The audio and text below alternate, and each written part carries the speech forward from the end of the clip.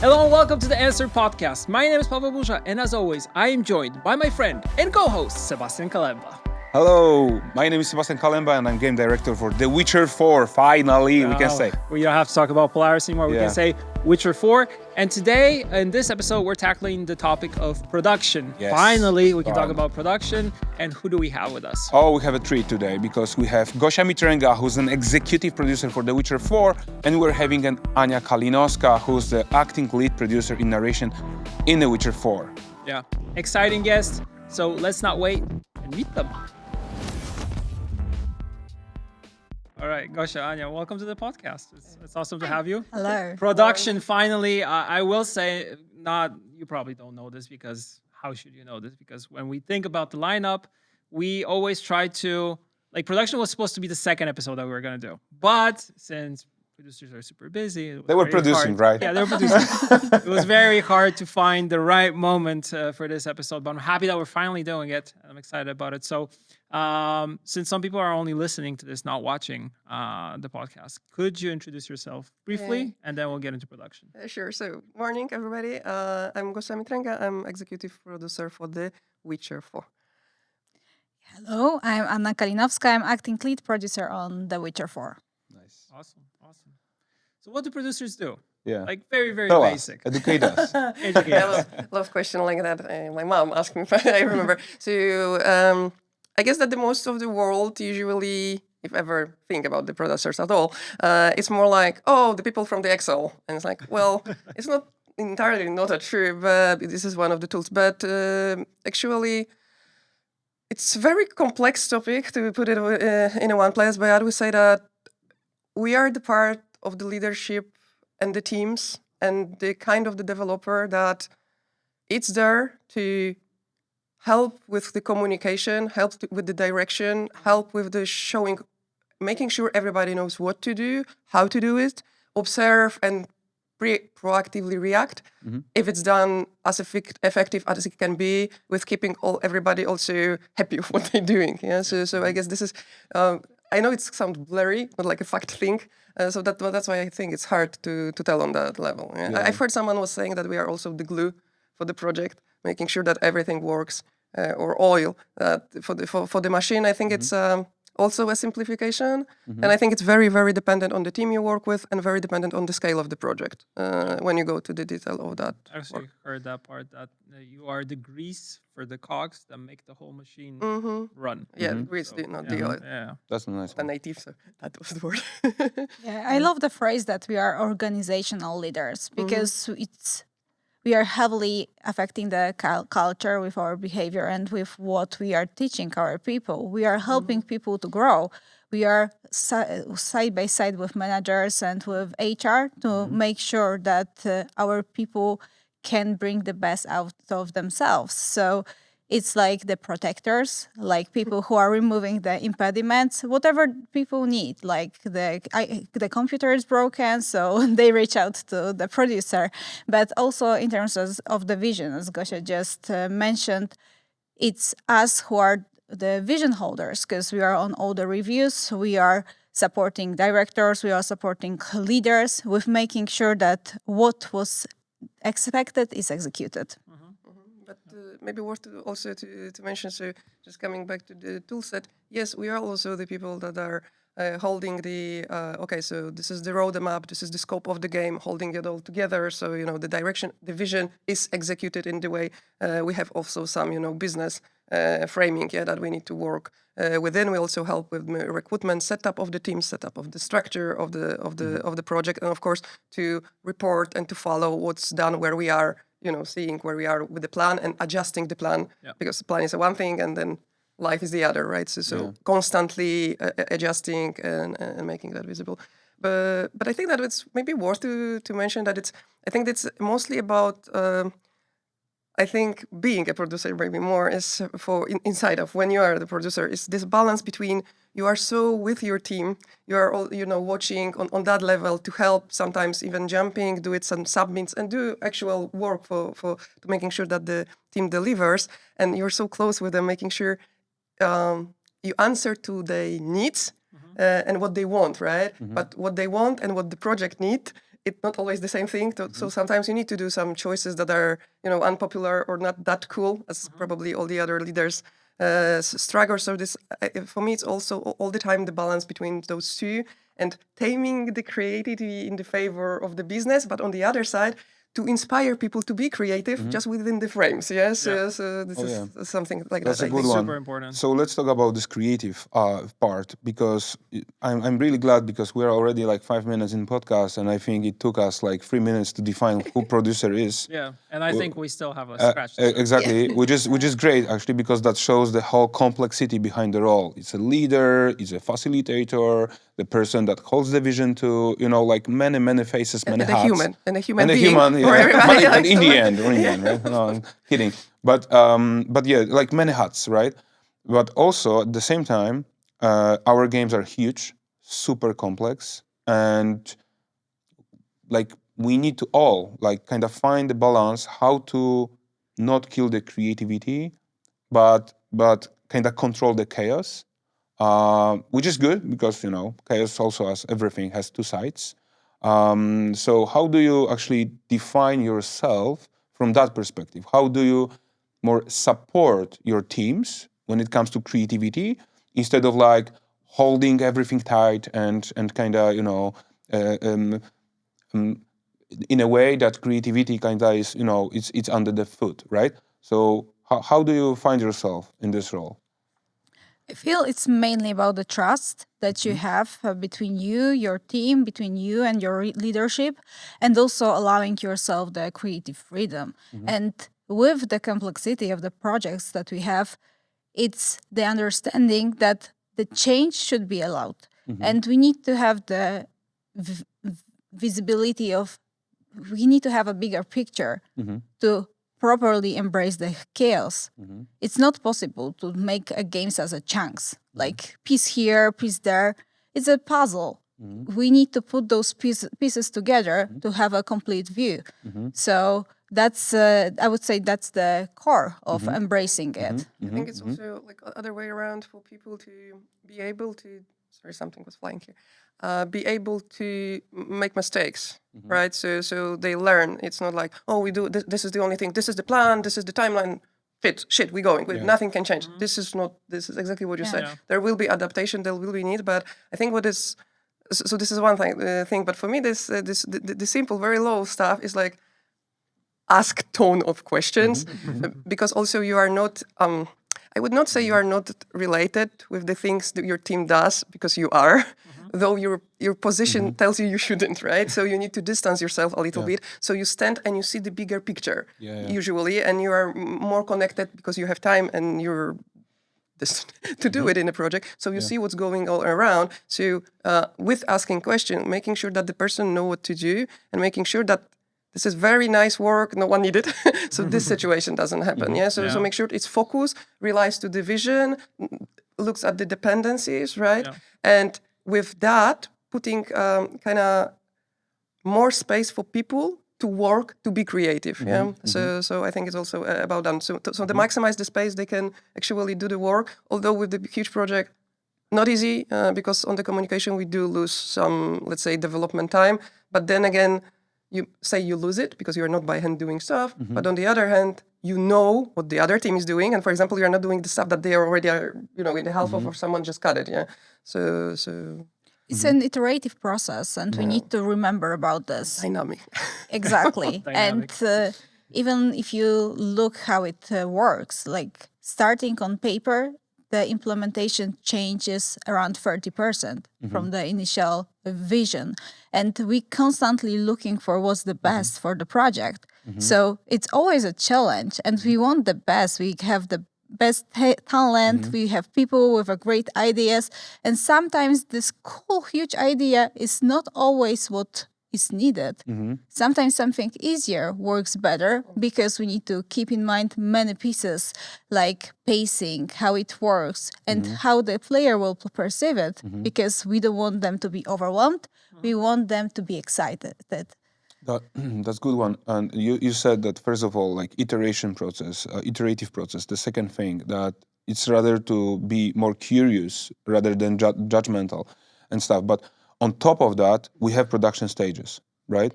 And there is this famous cone of uncertainty. I believe like at the very beginning of the project, there is so much of a room to It's be huge. curious, right? Yeah. And it's huge, right? So much of a room to be curious, to define, to let's say ask questions, like as many as possible. But like with the cone of uncertainty, there are like stages, right? And you know, in pre-production, you can be definitely way more curious, but the more you are in the production, you should be more like closing, right?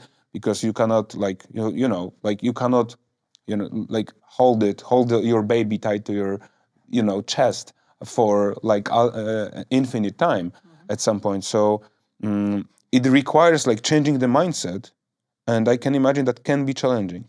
It can be challenging how to switch from curiosity to the closing time, and like juggling this like how do you manage the stages, how do you manage actually jumping between this mindset shifts and Maybe also let's just define the stages. The of stages, production, yeah. Because for some people it might be not. That's a good starting because point, we right? have like pre-production, production, Yeah. but also there's milestones in between. There's multiple things. So let's Yeah, kind yeah. of like Mhm. put it into a timeline. Let's say more or less. Okay, so for to maybe simplify it, yeah, but for sure, when you start in and even before the product, right, you have the vision to put on, so you need to answer to the question: what game are you even doing, right? Is it another part? Is it a new IP? Is it what it will be? What we want from the player?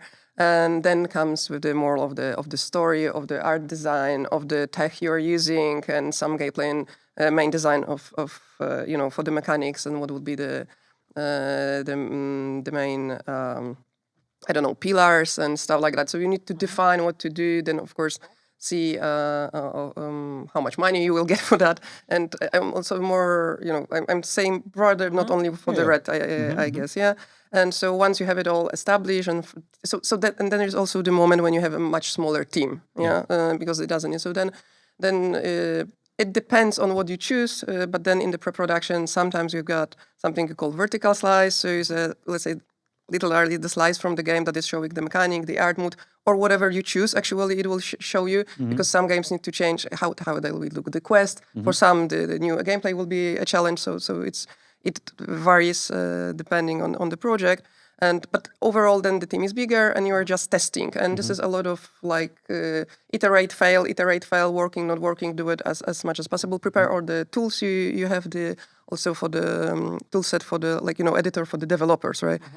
Because not everything is always ready. And then once you are happy with that, you know how to do it. Also on the production side, then you have more knowledge to plan the next stages better and what to do. Have the first vision, like maybe not the vision, the scope of the game next to the vision of the game. So then you can kick off and fulfill with the full production, meaning then I have a list. This is my game, this is my vision, this is how it will look like, this is how it will play. Those are everything, the shit we should done and do. And then you just plan it and continue to do it. And then we are kicking production in. Usually it's split into, let's say, alpha, beta. So the first part is more about putting whole game together and be able to play whole, have all the system or the mechanics in, whole story in. And some, let's say, we call it beauty corners, but it can be also different. So some establish visual quality, how to achieve everything. So we build it up. And then, and usually on some part, you have more quality to make sure it's you have the feeling for the player experience there, of course, loop of the gameplay. And then once we are happy, then this starts really and this is still the moment that you already know what to do. So you have the frames, but there is still a creativity because, like Anya mentioned, this is a lot of iteration, and you start to implement. And of course, when you implement, then you see, well, that was very nice map. No, we don't need that mountain here. Yeah, because the quest path, you can come back, whatever happens there. Yeah, so you don't have a vista or whatever. So you still iterate a lot in alpha. And of course, it's not like it's same at the whole time, right? Closer you are to the end of this stage, less you are doing the changes. And after alpha, you're kicking up the part when this is the moment when you shouldn't have a bigger changes, like half of the story or something like that. This is like the risks is just much bigger because it's more costful.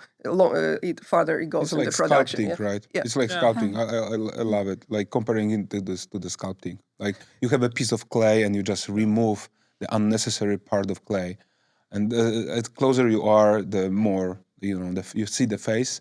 So you don't want to like change the face Lose from the a leg troll or- in the end for the trace of the demon. You know what I mean? That's actually flipping the table. Yeah. But However, maybe it's worth to change. It's just not that easy because we are working in, the bigger project. You work several years on that, right? So the context of what other games were made, technology that just changed, stuff changes.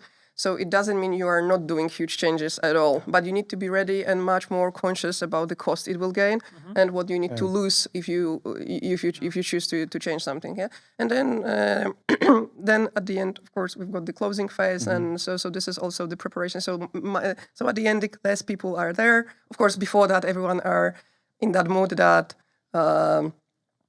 This is not an important bug. I know it's important for you, but for no one will ever see it. We need to move it further. It has a lower priority because we need to close the game, polish it. So everybody are then like, no, I need to do it. It will be more I'm the one that beautiful. mostly saying that I need to do it. Yeah, of course. And there's one more thing. There's one more thing. There's always one more thing. Yeah. So this is hard, but this is really it was a sexy moment because then you really need to feel like, okay, this is what the player will see, and they will see the whole picture, and everybody are fighting, and I think that for everybody it's hard to look from the distance from that perspective and only this is my favorite feature, I want to add something more here, and no, we're not doing that, please help someone else to do. So I think it's hard, but I liked it a lot because everything is putting together. Sorry, that is a good moment. So, and then I you, of think course, we all love the closing because closing is actually the production moment. The best way to do it is to send the directors on holidays. And, this gives us a space to just finish the game. But the truth is about the stages that we in Red have a game development framework that we are working around. It's a stages and the gates that we have are a great point to agree whether the expectations are met and if the game is what we want. It's the time to do the play tests, even early, to evaluate where we are, whether it's what we wanted. And it's very helpful also for us to align, to make sure that's good enough and the players will love it as much as we do.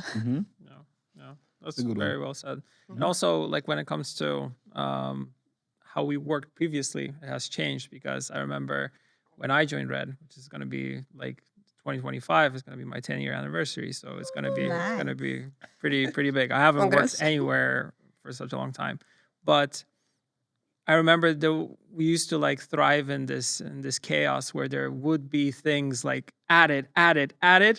There was too much. It's like cut, but it was all done in, like, let's say, chaos, and everybody was kind of working in their own silo, working on their stuff, submitting things, and then like trying to put it together into a cohesive, let's say, form. So could you tell me about how we used to work, how we work now, like the change, the transfer, because you started talking about the GDF, which I think is super important here. If in terms of chaos, it's nothing bad. If you can embrace it, it's all good. And from chaos comes the creativity. And no one has bad intentions. Everyone is coming with the ideas, proposing. Passion. Exactly, because we want to make the game that we would love to play. So coming from that point, we all wanted to make a game that will be fun. And what's hard with the new IPs is to introduce it to the market. And now imagine us and the point where we are. We launched amazing Witcher 3, Witcher 2, Witcher 1, and now the new IP is coming. And everyone has some expectations. And it's like trying chocolate. It has different flavors, and everyone has different favorites. So it's hard to fit to everyone's expectations. This is why we've introduced the GDF. This is why we are trying to look at the bigger picture and then going down to the certain points. And I think what has changed is not only about the team structure, it's mainly about the mindset and how we behave, how we communicate, how close we are with the marketing, how close we are with our community, and all the work we did post Cyberpunk 2077 release, all the post-release support, listening to the community, it was super important. And it was great lesson for us as a company. And it's a great lesson for the next projects. Yeah, Phantom Liberty and 2.0 are great examples of Yeah, I that, just of wanna the set- shift that go in a different direction. Yeah, I want to also add because usually, and it's a good thing, yeah, that it's a nice example of how you can from the suboptimal release can learn and not just no it was just a coincidence or whatever happened and embrace it and have an outcome that Phantom Liberty is already showing, and of course we need to wait for the other releases, right? But we are going that direction now. But I think it's worth to mention that it's not like only when it doesn't work you learn. Yeah, of course I know as a human being this is what is happening mostly, that when you fail you learn more because you have no other choice. But it's not like everything was done bad before. A lot of like Witcher 3 was amazing in the end with the Phantom Liberty, the Cyberpunk as a base. We also fixed it, right? So it's not like the idea or everything that we did or people working, right?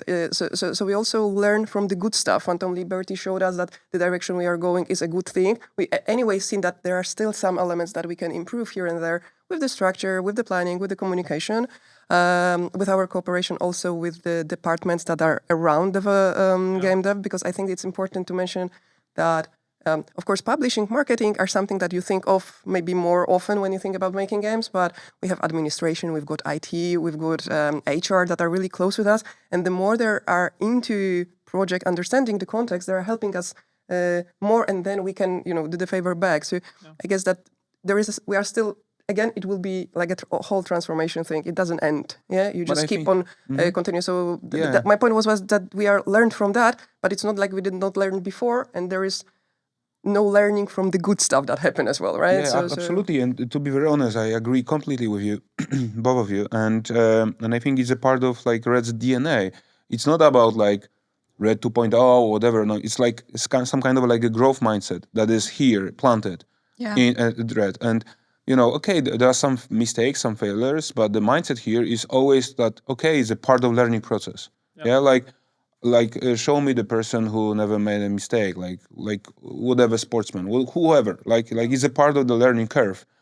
And I think what's great about that is just actually make a better game with next installment even better, make the organization even better. It's like this is my opinion, like in the core of such mindset, and this is what I really like. I think also embracing the failure, like going straight into it and saying like, okay, we fucked up, but in this case, we need to now get to work and fix it. And actually, committing yourself to actually doing the fixes and restructuring how you work is super important, because it's not something that everybody is brave to do. Because sometimes when you think about, games, you kind of you release the title. If it doesn't work, well, too bad. Move on to the next thing instead of going back. And not blaming anyone or anything. It's just we fail. Yeah. Let's embrace it. Let's learn from it, and let's take full responsibility over it.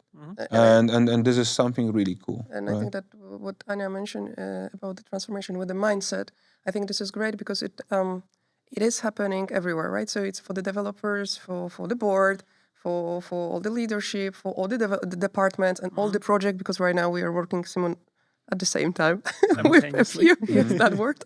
So I think this is good that we all are kind of growing, and I think we're feeling good with it, right? So and there is also behind the ambition of the project itself, but also ambition of do it in an effective way, in a healthy way, and with the culture that people like, but with the culture not only that people like, but they feel they belong, but also they know what to do, right? So with the skill set, with everything that comes behind, because we want to have the best stuff, right? So I guess it's about that. Yeah, and it's also not about going into extremes. Like we had some lessons after The Witcher 3, we have lessons after Cyberpunk, but it's about and after Phantom Liberty, but it's about finding the balance on the spectrum. And it's super easy to say, oh, we did everything bad. It's not true. It's about finding best practices from all the whatever we do and implementing them in real life. And maintain, because I think that it's also, you fail, you have the retro, you've got all the thoughts, whatever we should do that, and now everything we will fix. We will fix everything, but then you need to choose what will have the biggest impact, what is actually important, not left behind the other lessons, but choose what at that moment is good for the company, for the project. And also everything we are talking about as for a red, you can put it on the team level exactly the same way, right? You need to choose the priorities, cannot do everything, but you fail, that's okay. But what you will do with that, and this is the lesson. So let's do it next time better, more efficient, or something. So I guess this is and I think universal. Like this postmortems, let's say retrospection, you name it, right? Happening like on the smaller level, on the bigger level too. Like it's a great example I can definitely refer is like Łukasz Zawłocki and how he, let's say, manages the mock-up team, right? Like I don't know how many sessions, mock-up sessions they perform over last, let's call it decade, right? Hundreds. Yeah. But there is right, yeah. but there's one thing that happens every single time, meaning you finish the mock-up shoot, everyone stands in a circle and says, okay, what worked today, what didn't, what can we improve tomorrow? And that's amazing, and it never changed, and they are still keep doing it. Like there's this kind of routine. But you have to be humble to be able to perform such. It doesn't matter like what's your formal rank in the company right now. No. Right now you are not the directing session. No, right now you are giving a feedback. How can we improve? And everyone is equal in that very moment. You know what I mean? And this is super cool, right? And it works everywhere, in my opinion. And actually refers to trust. I was mentioning, exactly. But because without that, it's because when we say about it, it's very. For me, at least, it sounds a bit high level and but then there is a war like happening somewhere there. You need to build up trust. It takes time. It's not like we are doing everything perfect now. It's a way for us to, and we will be learning, I guess, all the way. But to have that level, because the retros are happening, so the moment of the feedback is happening much often, and it's some kind of the ritual with the teams. Again, formula depends on the teams, but then without the trust within the team, it's very hard to achieve it. Yeah. So again, somewhere in the behind, you need to work on. You can fail. You can say it. There will be no. Of course, you need to take responsibility of what you are saying, but it doesn't mean that there will be some huge consequence just because you're honest. Yeah. We rather try to engage honesty on the level. Yeah. I think also, not being cruel, cruel. Just be honest. This is a different thing. Being honest and also with trusting. Care. With care. Honesty with care, right? Exactly. Trusting one another is super important. All right. Well said. Well said. I also like that you mentioned communication being something that is very important, because from my perspective as a person that works in communication, which devs normally define as we're just like marketing PR people, like all of us, and and for us it's good because I feel like with every project after Witcher 3, the visibility into development is much bigger, and that's thankfully thanks to producers, because you tell us like we're at this stage, this is what's happening. I remember we had sessions before the launch of Cyberpunk where we would sit down and we would learn about certain quests, about certain things that might be, potential problems in the way how to communicate, or things challenges is a better word. And this is good because it gives us a bigger visibility into how the game is being made. That's one thing. And the other thing is actually having an always working game is a game changer. I know there's a lot of game in one sentence, but still, it's something. We're doing games. Working games, exactly. So it makes total sense.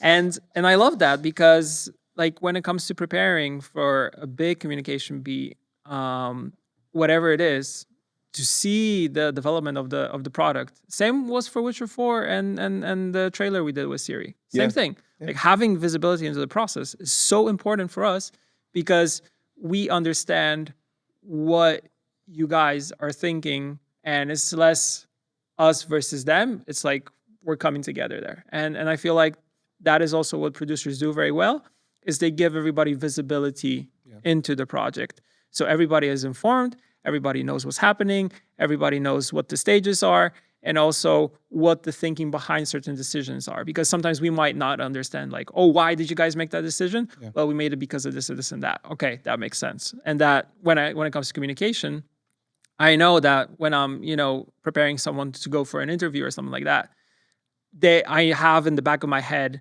they made this decision because of this and this and that. So I can inject that into my communication, and we're all aligned. Like everybody's aligned, and we're talking in one language instead of us saying something and you guys saying something, and they're like, why are we talking in different languages? No, we're unified into one language, which is super important. You tackled quite important part, which is always working game. But it's not only one thing that we are trying to embrace and make sure people do. We are really focused on our people to play the games. And with Phantom Liberty, each milestone, we've been organizing some kind of events where we've allowed people to play the game. And it didn't matter whether you are from the marketing, HR, you are developer.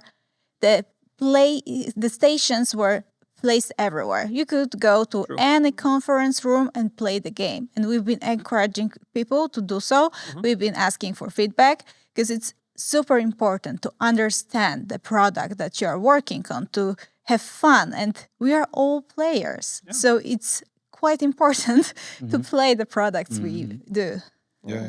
Super important. And of course, it's not like, because usually for those that doesn't know, everybody can play at all time. Like it's not like you have some, of course, maybe permission for accesses, but usually you can just play it. But the thing is that it was, dedicated time. That whole company knew that it's happening, so no one has an issue with that someone is going to play for a few hours. And I think that was important. But then also on the behalf of the producers, thank you. That was. But also, you Burza mentioned, and I think that producers' role too, that actually building this transparency, right, in communication between all departments, and like one of the strengths of Red, in my opinion, is that actually we're kind of self-publishing. So marketing team, of course, with some help here and there, but generally, marketing team, we are not the client for a marketing team. We are one team. And it's like this emphasis of making a super coherent message. It's absolutely crucial, right? And I believe, marketing team is like the second side of the same coin. And I really love it, and producer help a lot here.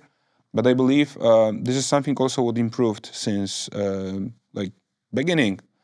That meaning it's better with every project. That we are just closer and closer and closer and closer, and that's super cool. And maybe it's worth to mention that I guess the challenge with all of that is the one thing is to keep this informed, but the transparency, it's easy to be said, but I think that the producer role in all of that is to not to make sure everybody knows everything, to be conscious which kind of information, the level of it, not like I'm keeping the secret, sorry, but which level of information, which department and which level of, let's say, hierarchy in the project needs, because it's important for them, and which for the people, because knowing everything on such a scale with such a complexity of the team, with more than 400 people on the team and then another 200 around, this is just it's just pointless because you will lose time. Shuffling with this information, not manipulating, shuffling, this is important, right? With the honesty, but the consciously choosing, okay, this is how I will present here, this is what I will let them know, this can just a forward, okay, that's okay, but this is the team, I need to do a special presentation because it's totally, they are, let's say, more disconnected. I think this is also one of the roles one of the things we're doing. Yeah, especially communicating big changes or pivots in direction. Exactly, those are very important. And for the developers, I identify myself as a game developer as well, because I define myself as a human before, so we're good.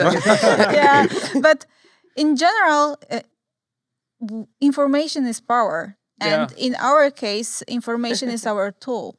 Because we are spreading this information. We are filtering what's the most important and what kind of messages must go to whom, and where we need to highlight that the important milestone is coming, where we need to remind people about the dates, when we need to inform people about the changes. And it's usually us who have first-hand information, and we are passing this information. So it's the part of our toolbox to handle data, to handle and also do it in a proactive way that it's not only about the formal stuff, the meetings, the rituals and everything we have, because this is a process that is needed on that scale, but this is everything that happens daily around it, on the corridor, on the Slack, on the Yeah. Meet, somewhere else, or you just heard it because you passed and said, what?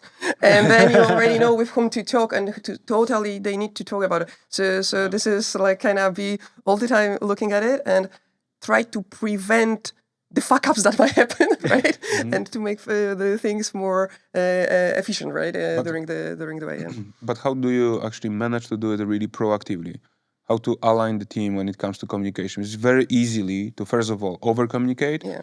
It's super easy to kind of Under-communicate.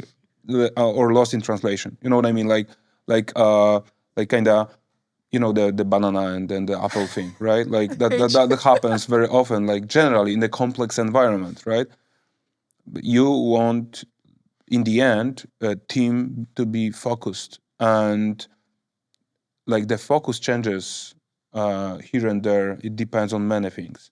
Literally the thing we are talking about now. What's the focus by the end of the sprint? And it really requires this mindful communication and streamlining it and kind of narrowing it down always to 5 points, 3 points, 6 points, just to make sure that the vision is there, everyone is aligned, and yeah, this is what we are doing. Do you have some methods? Do you have some tools? How do you manage this? We are in a leadership group and we are making conscious decisions. We are setting up the priorities. So we know what's the most important. And with this knowledge, we can filter informations. We need to be very proactive in terms of listening, because from what people say, we are filtering informations which are related to the priorities, related to incoherencies, because this is usually what we catch, and raising them. It's about the general assessment of all the data that we are getting and deciding whether it's important or not, it's a high priority or it's a low priority, and who should have this information, whether it's a risk for the project or it's not, and it can wait and can be evaluated later on. So it's about analyzing and proactively reacting. How do you not get overwhelmed with so much information going your way? Before we jump to overwhelm, I just want to say that if someone with this communication and how we are doing, just to be clear, we're doing, of course, our best, trying to improve, observe, and iterate on the process or the way we do. But choosing if it's enough context, less context, fit it to the audience. Audience is dynamic. It changes. It's not like I'm afraid it's not like there is a golden thing. If you do it, everything will work. Yeah, you need to. I think observe all the time and to this is the audience, this is the situation, this is the context, and all the time analyze it and make the conscious choices and learn if you do it wrong or look at the others that are doing it well. Yeah, also this is I think important. Observe. Okay, this is the group that is working really well, performing really well. They also have they giving us a good feedback about the level of the communication we give, how it works there, why it works there. Yeah, and then learn from each other within the project. Yeah, I think this is also something that can help, but I don't think there is yet something, this one thing. Yeah, now we have it. It's a constant If there is one process. thing, to be very honest, because I agree, but if there is one thing, in my opinion, everything, maybe it sounds like cliche or something, but definitely it's true, that everything starts from the very first answer you provide to the very first question, if you know what I mean. Yeah. Like, so you said before about this curiosity and stuff, and letting ourselves and like being very cautious, very, very mindful at the very beginning of, let's say, a meeting, the very first question that is going to be, let's say, asked by anyone, actually Changes the like already somehow create some kind of a perspective, and everything else later defines the outcome in the end. So it's super important to be constructively curious, having in mind the context. You said, because context is the king, and like at least having in mind that, oh yeah, I should ask the question based on the context already makes the meeting or the potential outcome way more, less in the percentage, successful in the end. I think right? that we also mentioned it. I remember your question, but we also mentioned it before when you talk about it, that we have a bit more distance than the others for the stuff itself. So we are the ones that are challenging and asking more questions that can be, you might not feel good as a developer that it's on your to ask. But I think that when you stream the communication, before you even go there yet to stream it, you make, of course, analyze and decide. But to do it well, is that I think that this, maybe you're right, when it comes to tips, it's like, there are no stupid question. And if you have this in your head, like, oh, I'm not sure, maybe I can ask, it means you should ask. Don't hold it back. No one will think you're stupid. Very often it's like you ask so simply, so base question, and everyone like, damn, we didn't think about it. That's right, And also ask why you're doing that. Because sometimes someone is saying, especially if, with the charisma and thing, and it's like, okay, this is done. Yeah, this is how the world looks like right now. But then you ask, what do you actually had in mind? Yeah. And then that was just the way person described, I don't know, already a solution, because it was easier for the developer, director, whatever, to talk about it like that. But behind that was totally different intention, and there is, you just save 2 weeks of work, because you ask. So I guess this, what you said, I totally agree. You're right. Yeah. So you asked how we are not overwhelmed. getting overwhelmed.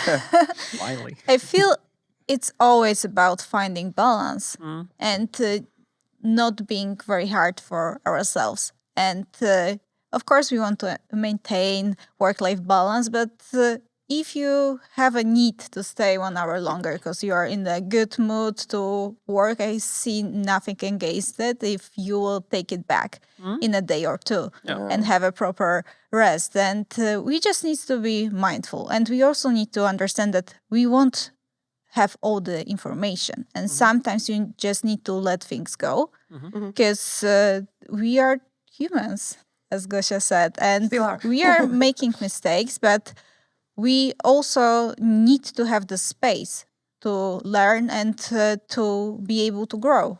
Yeah, I think that is actually I don't think it's in the game dev, maybe it's other industries for sure. For the entertainment, it's like if you have the team and you are the person that have a passion and engagement, it's sometimes this overwhelm comes not really from what needs to be done, but you just want to do something. Yeah. So and of course it's very complex. So I guess it's about building up the culture and talking about it. So that's fine. And someone as this is fine that someone is saying, guys, I know that there is a meeting tomorrow, but I prepare everything before.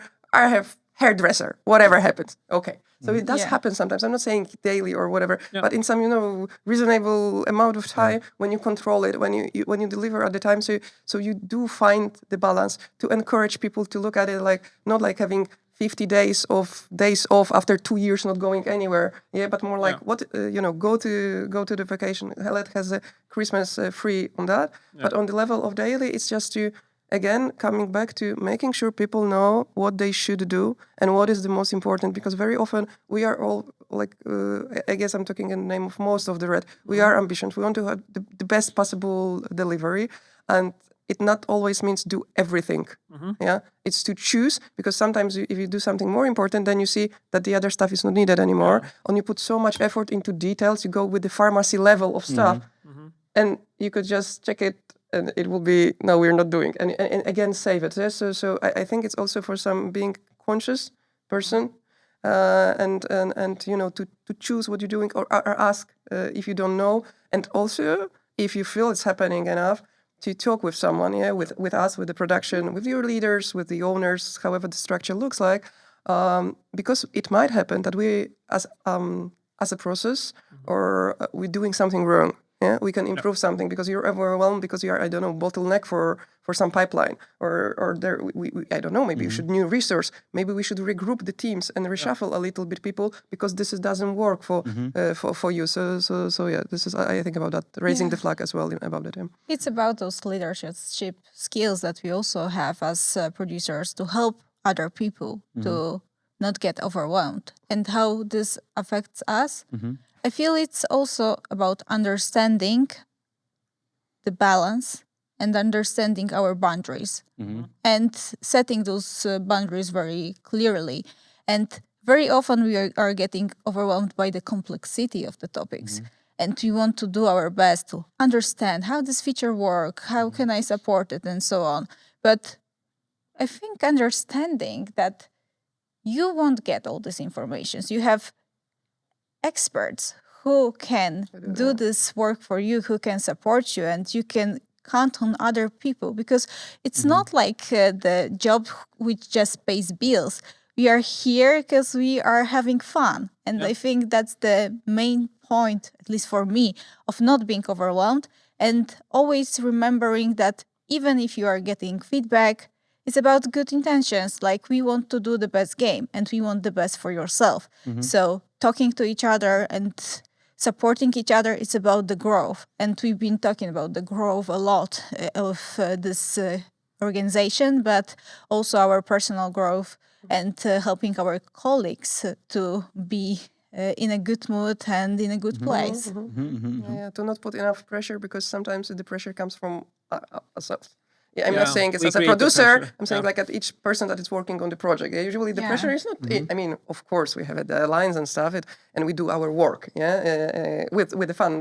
But we are lucky to have that be in that industry. Yeah, but yeah, it's great topic, especially that again, it's iterative, and I think that as a company we're growing, so it helps us personally to make the more healthy choices and go that direction. But it's again, I don't think we are already there, and this is still something that we can, also world changes the way, the health, the mental health and stuff is something that is brought up more often. Yeah. So you talk about it more instead of like sweeping it under a rug. I really like what you said also about us, working here out of pure passion, which I think is super important. I remember there was this one thing that Adam Badowski once said when I was talking to him, like when things get very, very tough and everybody's serious, or there's like people, quarreling between one another, like you always need to step back and say, guys, we're working in entertainment. Really, this is the foundation, and we're here because we're passionate about the things that we're doing, and we want to deliver cool, excellent stuff for gamers that hopefully inspires them, and also that gives them a way to, escape and also enjoy a different fantasy universe world and submerge themselves into that. And I think that's the end goal, the most important thing. And when you think about it, when you go down and say like, okay, this is entertainment, it just makes it a lot more lighter. I think that it's interesting because I think it's another thing that producers do, and it's connected to what we were saying about the streaming of the information, asking question thing, is that also to not escalate depression and not escalate the problems that are not yet a problem even. So again, this is one of the stuff. So make sure that team, it's of course conscious, but it's not heavy. Oh my God, we need to everything. After a review, someone says something, we change everything. It's wait. Who told you that, right? When did you hear that? So also to calm everybody down, even if inside here we are, what the fuck? But no, we said, okay. And you go there, and you should be that person. I would not say word grown up, because it's everybody are, but in a way of as a leaders, right? We need to be, okay, put the situation, these are the facts, this is what we will do, keep on going, I will check it for you, I will help you, go with someone else, talk with someone, and also support others if you see they are in that situation, like, are you feeling good? Even that simple question, are you good? And then dig what is behind that. So. As we are just closer to like define the producer role, I would actually say that everything you said makes me feel that definitely in Red, producers are way more hands-on than hands-off. Meaning like always working game, context is the king. Like context comes from the game, right? Context comes like way more, like Anya also said about like playing the game, like this kind of stuff makes producer here way more hands-on than hands-off. So exactly. Setting priorities also. Of course, there's this backlog. Of course, there's like facilitating. But in the end of the day, you have to hold your part. You have to play the quest you are producing, let's say, or anything you produce to just check it up. That makes you feel that you are really a developer first. With a human being, but that's really important in my opinion. Without that, you will always have a vague opinion. You need to verify your opinion by actually being hands-on, right? Yeah, I think it's also one of the streams of how we grow as a producers. It's about understanding the game development as a process, as a cycle, and also knowing the industry. And it's very handy if you are a player. It's hard to make games if you don't play games, like to have a discussions and how our products are described. If you've asked us before the Cyberpunk release, what will be Cyberpunk?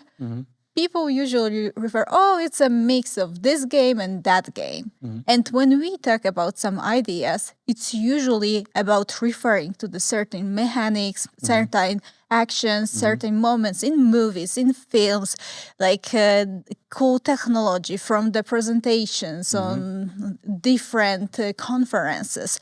So we need to be eager, we need to be interested, we need to have fun coming out of it. Otherwise, it's just hard to communicate and being a partner. And I think being a partner for developers, being a partner for the leadership, for game director, for the executive producer, to share the information with context and with knowledge is a key pillar of being a successful producer.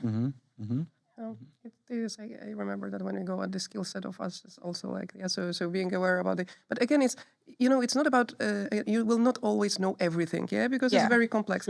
But this is about you being hunger of that knowledge, of asking those questions, of playing those games, of being interesting around. And if you don't know, just ask, right? Or go to someone that you for sure know that he knows, right? And maybe that person can recommend you something, So I think it's being also on the review. If you cannot play, learn. If you are very out, but you can sit next to the review if someone is doing, ask some additional questions. So there is always a way to do it, even if you're not good fool of that, but be aware.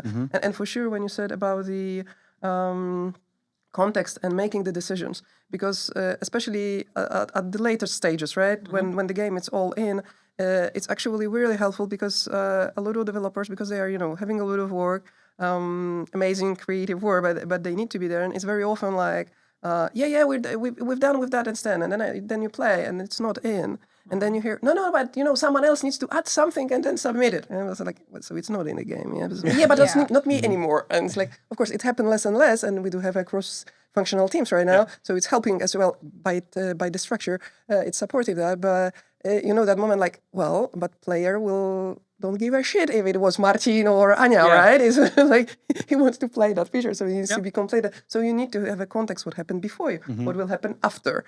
So when you play, you can actually, this is the easier way to know.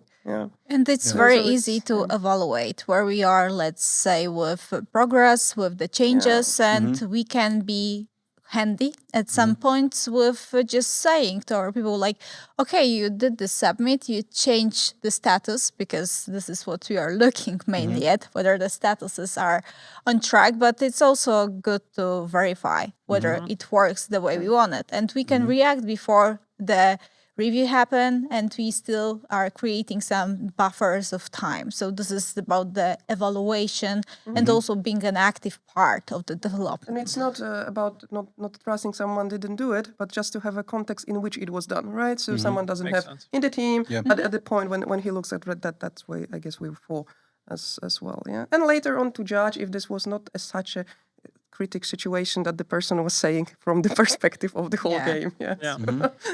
Awesome. Even though it feels also, like that. It's a different vision when you're working on something and you're like, hands down, like in the trenches working on it, than having someone look over your shoulder of the whole map and kind of saying like, this piece for you, I know it's super important, but in the grand scheme of things, it's not that big, but I know it's important for you, so let's do it this way, right?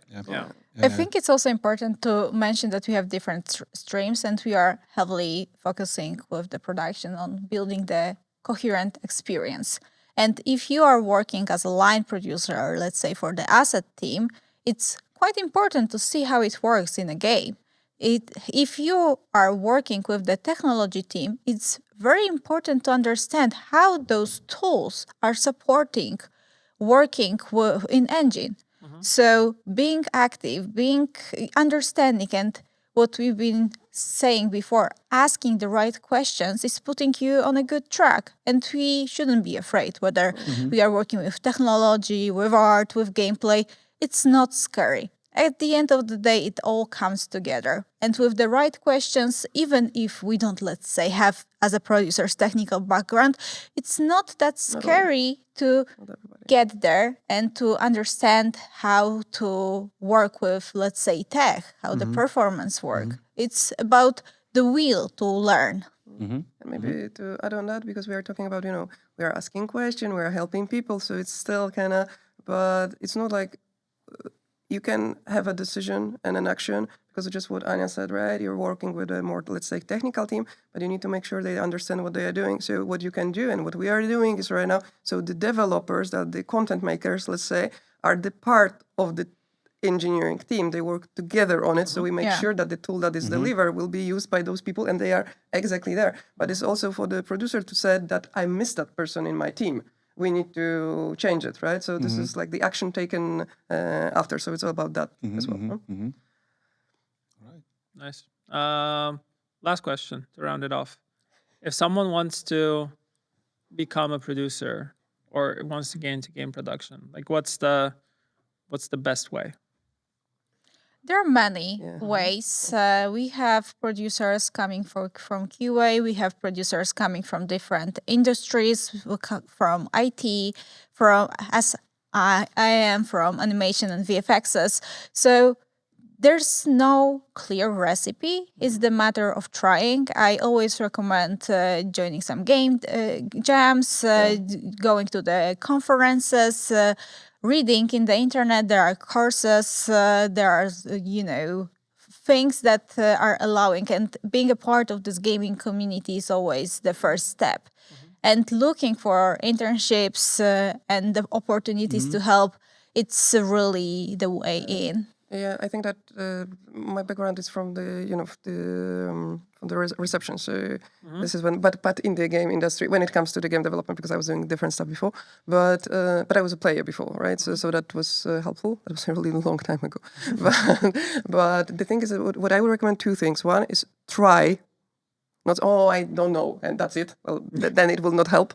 So first of all, try. And if you will be rejected, not enough skill set, ask. Many companies tell you what to do additionally, like the game jam initiative, the events, you can go meet with the people. But what I would also recommend to look at, because in Poland or now in the world, it doesn't have to be in our country, sorry for local, but try to find, because there's really thousands of companies that are smaller, doing some smaller games. And I think that this is a great way to learn about the process, to learn about the discipline specifics, because the process, no matter what scale is, it looks kind of same. This is just more freedom of everybody doing everything, maybe less structurized, because it doesn't have to be, because with the less people, it's just easier to communicate. So, but you will learn everything, and you can learn this proactiveness and see how your skill set of the management of the team goes. If you really like it, and it is already something that is valid if you want to follow with the bigger companies, if you want to work on the bigger projects, right? So I think this is also worth to start with. Yeah, and it's also the matter of how much responsibility you want to take on yourself. It works a bit different with indie studios, because you have much more responsibility. Sometimes it's also the administrative work that you need to do. Sometimes you are stepping into game dev zone, because you need IT. to make some decisions. And you raise the topic of the rejection. I think rejection shouldn't be something scary. Like when I first applied to RED in 2013, I was rejected, but I received a very detailed feedback that what is needed for me to grow, how should I change to embrace this change. And now it's like my seventh year in RED. I've been able to join, I've been able to fulfill my dream, and I'm able to sit at this table today with you guys. So we should be able to look at the rejection also from this perspective that is a possibility, especially if we get the proper feedback and it allows us... We know where to grow. Exactly. Exactly. And it's another time when we were saying before, it's like, if it doesn't work, why? It doesn't matter if it worked or didn't. It depends on what you will do with that. Yeah. And that's what Exactly. defines you, actually. Yeah? And so keep on going, find something else, find something similar. So maybe there is something like games that are doing the post-production, company that are around the topic, because it's already easier afterwards see if you actually like it, because it's also kind of it is amazing fun, and we are creating the worlds, which is sexy. But it might not be, and it is dynamic, and you need to adapt very quickly, and it's not always easy. So I guess this is also for you to check if it's something for you. Yeah. Well said.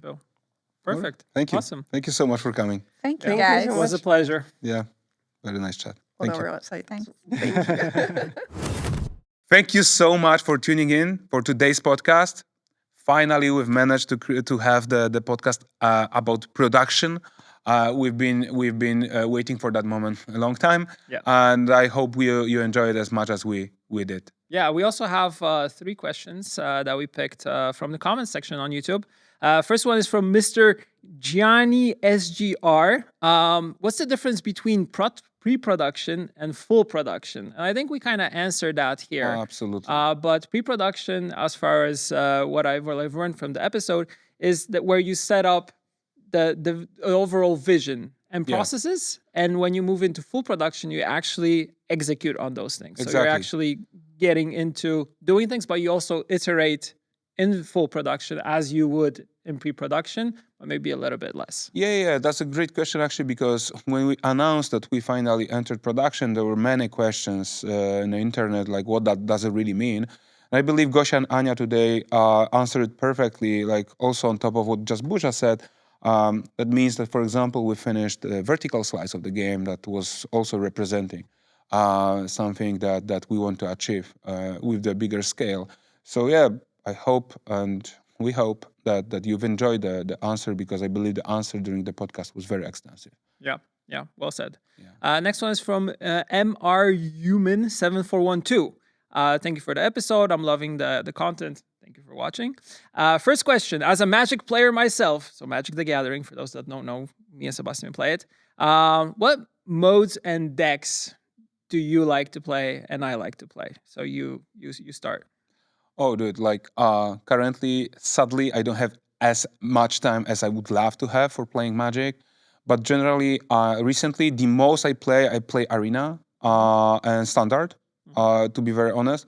But of course, in my wardrobe, I have like super old school decks, like that are remembering time, like in 90s even. Yeah. So sadly, I don't play them. But yeah, recently Standard is the format that I play the most. Yeah. Yeah, this person is a commander player, plays a Yuriko deck. Nice. I think that's a commander from Kamigawa, if I'm not mistaken. So if you ever want to come over and play, we'll try to find the time, especially in his calendar, because my calendar is more free. Second question from this person is, for you, what was your learning path to go from animation to creative director to game director? That's a good question. Like, I the way I always like remember, animation is in the middle of the food chain. Like it's we serve to some, and we are also clients for some, and like that's a great spot in the whole pipeline that gives you this opportunity to learn things around you. And if you're like curious enough, and I am a very curious person, and I love the processes, game development in general. Like I'm a gamer since I remember, as I've been playing role-play games, standard role-play games, meaning like pen and paper, since I was 5. And then like I'm a gamer first and foremost, and I have a huge like love for design in general. I love the creative process. Like the being in the middle of the food chain and the entire pipeline, and having my background actually helped me a lot to be curious, to dig into the design, into whole development process, so much that it helped me to grow into the position that I am today. So, yeah, I hope that answers the question. Yeah, especially I think one important thing to highlight is you consume a lot of content, and you still have a knack to going back into looking into animation, how Pixar does things, how others do things. So you're always staying on top of looking into what's happening and what helps you grow, and also what expands your let's say utility belt. Yeah, like for example, like even I challenge myself also, right? Yeah. So for example, this year my challenge is to make a a super in-depth, like of course in my free time, super in-depth research in the horror genre. Like, so I have like 12 books on my shelf right now that are like, you know, in the order that I'm going to digest this year to really understand. Currently, I'm reading, let's say, a philosophy of horror as a starter, and a very small book by Howard Phillips Lovecraft about the horror as a genre that really inspires me a lot. So I try to go with in-depth research that helped me to grow to as a grow, person. That's really cool. Yeah. Last question from Robbie Team 3399. Will Siri teleport to Night City and can go back to the continent and vice versa? Like there's no Siri in Cyberpunk because what as you probably know, we don't really mix universes, and that's a creative choice, of course. But she will be in The Witcher 4. Oh yeah. So stay tuned. Yeah. As always, thank you for watching. Thank you for joining and supporting us. And of course, if you want your questions answered, feel free to drop them in the comments section or reach out to us on Twitter or anywhere else. We'll be more than happy to have your questions included in the next episode of the Answer Podcast. Yeah. And with that, I think it's time to say goodbye. Goodbye. Thank you so much and see you next time. Bye. Yeah.